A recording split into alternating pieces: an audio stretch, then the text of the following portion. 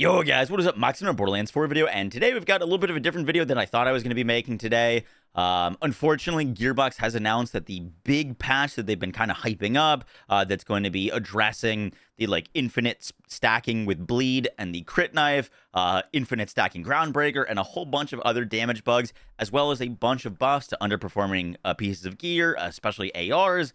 All of that is going to be delayed until early next week, so we'll be talking about that delay, as well as of basically 20 minutes ago, the game did reset, so we've got a new big encore machine, a new Maurice location, new weekly wildcards, and more. We've also got a bunch of chatter on Twitter from the devs about what's going to be included in this patch. Hope you guys enjoy the breakdown. Let's get right into it. So big news first, Borderlands tweeted out, "Hey there, Vault Hunters, quick update that our Day 30 update, which includes balance adjustments, performance, and stability improvements, and some new quality of life features."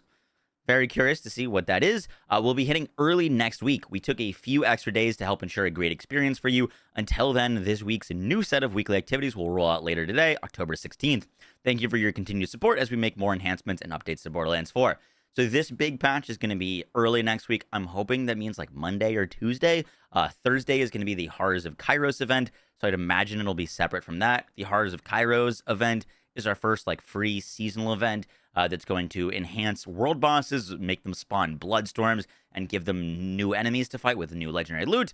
So looking forward to that. And then we'll also most likely have this big balance and stability performance patch, hopefully Monday or Tuesday. Now, there's nothing we can really do about this getting delayed. Hopefully, whatever they delayed it for was worthwhile, and they can maybe even fit even more things into when it rolls out next week. I'm a little bit bummed because I was really hoping to make some new builds with this. However, we're going to have to wait till next week for all of those changes. In terms of the contents of the patch, we don't know exactly what it is, but we do have some kind of hints and some clues from the devs. Epic tweeted out that your time is up for relying on the crit knife, and Grant responded, who is the associate creative director, "We will be adjusting it. The crit knife's potential output diminishes playstyle variety. The gun builds that use the crit knife have other options, and we'll have more options coming soon."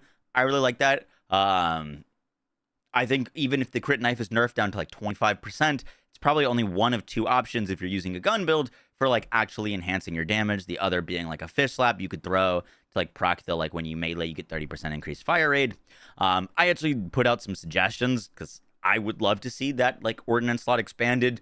I put out a suggestion to them saying a fadeaway knife would be sick, where if you throw it, you cloak, and then your next shot gives you increased damage, or even a butcher knife, where you have a thrown knife that rotates around you for 10 seconds and deals melee damage with max stacks of 4, and then some purple, utility knives, things that could proc kill skills, things that would give you bonus elemental damage on the target you hit with the knife, maybe a knife that makes the target take increased melee damage, a siphon knife for a chance to gain shields on hit, or a increased crit damage knife. Just some other options besides just crit chance. I think, if we had a bunch of different knives that all had different things that they could enable different playstyles, you'd have a lot more variety in that slot than just literally there's not many better options than a crit knife, or technically the swordfish. Now, they haven't directly confirmed that they're going to be nerfing Groundbreaker, but they did say that anything infinitely stacking is most likely getting adjusted. So we can kind of assume that Groundbreaker is going to get fixed with Amon's Berserk. Rafa's doing it as well. And in a post saying, "Amon, after the Groundbreaker Berserk interaction gets patched out, he'll be the worst Vault Hunter in the game by far." Graham responded, "We're buffing gear that will make melee more viable when built into Classmods, rep kits, shields, and firmware." Sounds like they're going to be hitting melee basically on all angles if they are going to be nerfing Groundbreaker, which I think is going to be cool. If that buffs are going to make up for the amount of damage that Groundbreaker not stacking would make up for it, I kind of doubt it. We'll see. But hopefully these buffs are good, and hopefully they enable melee to be as viable as the other options right now once Groundbreaker does get fixed. They also commented on some of the bugs that have been plaguing people. I've heard about this bug a few times, that there's a bug that will remove your SDU and specialization points. And Graham said that he's commented this on other threads, that this is something we're actively investigating. We don't have details to share, but we're aware of these reports and working on addressing on it. And then someone said, will you be able to fix those affected? And he said, yes, we believe in code. We will be able to determine characters that are in a bad state like this and run a fix-up in a future patch that would restore these back. So if you did have your specializations or SDUs removed, hopefully they can get that fixed. They are looking into it. They are aware of it, and they're working on it. Graham also responded to a comment about like the lost loot not working, saying that issue in terms of like lost loot not like keeping your good stuff, that issue has been fixed in a forthcoming major update. Lost loot will work more reliably soon. Good change there. In terms of like drop rates and stuff like that, Graham Timmons has also chimed in on that. It's been an active discussion going on in the community.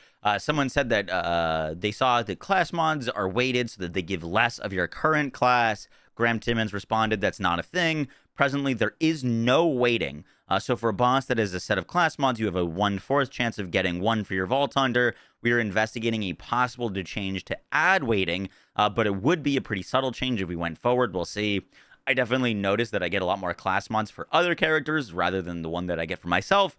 But it's also because anytime a class mod that drops, technically, it's a 75% chance to not be for me. So it definitely feels like you're seeing way more class mods that aren't for you because you are seeing more class mods. You don't have any extra chance to get a class mod for your character that you're playing, which even if that's how they want that to be, I think that's a little silly. I definitely think there should be weighting towards your class mod. It should feel like you are getting drops for the character you're playing rather than getting drops for all the things that you aren't playing. So I hope they address that sooner rather than later. And lastly, Killer6 added Grant and Prodigy. I know you guys are crazy busy right now, but can either of you please explain to people that dedicated drops, i.e. the bod from Axmal or the fireworks for Splash Zone, have fixed drop rates no matter if you're on easy, normal, hard, Ultimate 1 or Ultimate 5. There's a lot of misinformation floating around, thanks. And Graham responded, dedicated drops are fixed / not influenced by difficulty, UVH. We didn't want to force players into higher difficulties if they weren't ready, so anyone can farm dedicated and enjoy the game. Then UVH, XP, currencies, and slightly increased world drops and firmware are a reward in UVH, as well as, you know, getting a higher chance to get additional parts or more parts on your licensed gear in UVH. So if you are farming and you're looking for like better pieces or better parts on your loot, you should be farming that in UVH. But if you're farming for just like a hot slugger, for example, that's like more of a fixed part, it doesn't really matter if you're farming on the hardest difficulty or the easiest, because they are the exact same drop rates across the different difficulties. There's no like better drop rates on lower difficulties. Next, for the weekly reset, the wildcard mission is going to be the Council Divided. The gun that is going to be dropping from this is the Oh My God. That's the like legendary SMG that doesn't consume ammo. If you have Overshield, it can be pretty neat on like certain niche builds. If you're using like constant ways to get your shield back, like the Teen Witch class mod, or if you're using like Green Tree and Finnicrit Harlowe, it can be pretty good on both of those builds. The Maurice Black Market Vending Machine we'll talk about in a second. And the big Encore boss is going to be Oppressor. This is the like flying boss. The Oppressor drops the Streamer, the Asher's Rise, and the Blood Analyzer. I think most of that gear is bad besides the Streamer. The Streamer is actually a pretty solid ordnance, does some high damage, and it can roll with different elements. So if you're looking for a solid DPS ordnance, this is a solid week to go farm it. But note that the only one that can drop Phosphine for this week is going to be the Asher's Rise. Lastly, for Maurice's Black Market Vending Machine, it's going to be located at the very, very bottom of Ruined Sumplands. You can travel to the Moxie's bottom up and just go south from here. The Maurice Vending Machine is actually relatively easier to find this week. It's just going to be kind of like you just come down this slope, and then you can go like under this bridge and find it over here.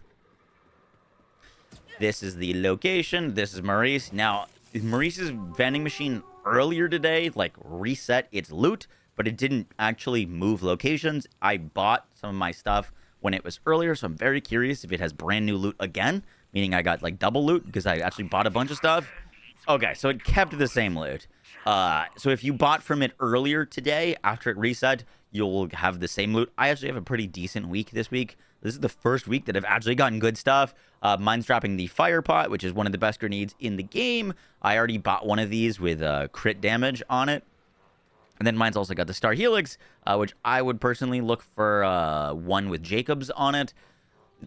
I'm really hoping that they buff the Star Helix because it is an absolute terrible weapon that drops from Timekeeper, and like I feel like it should be a good weapon. It looks cool. It's like effect is cool, but the damage is not there. So I'm gonna be farming one of those for a Jacob's roll in hopes that it gets buffed in the upcoming patch. But that is Maurice's Black Market Vending Machine. The last thing I wanted to like kind of tease / preview to y'all is this Harlowe build that I've been working on. This utilizes an interaction that I haven't seen anyone talk about, haven't heard anyone mention. It's a new interaction for Harlowe that allows her to, I think, do her strongest boss damage of any of the builds that I've made. It is absolutely ridiculous. I cannot wait to share it with y'all. That should be out tomorrow. Guys, it's going to do it for the video. To be completely honest with y'all, I'm very disappointed that Gearbox was not able to get this patch out. Obviously, things happen, but I do wish that they had rewarded us with like a better weekly reset to kind of tide us over for the weekend, because the Oppressor is a terrible boss. Honestly, the oh my god is not worth like farming multiple rolls of, because it's basically a stuck piece of loot. I would have loved if they'd done like, hey, all the vault bosses this weekend are like big encore bosses, or like they gave Callus or Soul as the big encore boss, or Axe Mauler, something to like really incentivize people to like jump in and play the game this weekend with the delay of the patch. I think that would have been great for them. Unfortunately, I do think that they missed this week. Hopefully next week is a great week though, with the big patch dropping and the Horrors of Kairos and another new weekly reset. So I will catch y'all in the next one, guys. Take care. Peace.